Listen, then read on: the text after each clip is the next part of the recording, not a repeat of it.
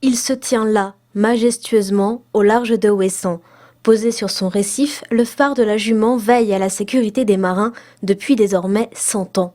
Suite aux nombreux naufrages dans cette partie de la mer d'Iroise, un ingénieur parisien a décidé de léguer 400 000 francs à l'époque pour qu'un phare soit construit, à une condition. Ce phare devait être construit en 7 ans.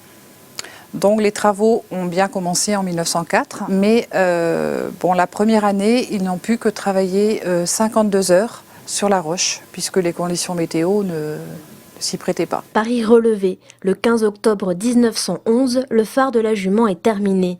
40 ans plus tard, il est automatisé, il est désormais contrôlé par le phare du Créache sur l'île d'Ouessant. Une étape vécue comme un abandon du patrimoine maritime pour cet ancien gardien de phare. C'est un phare qui est quand même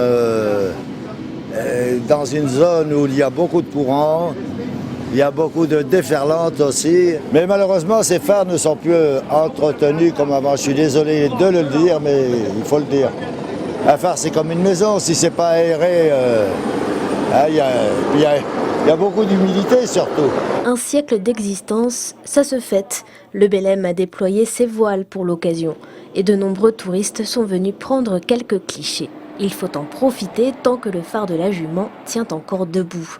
Le temps et les tempêtes l'ont fragilisé, rien ne garantit que l'on fêtera ses 200 ans.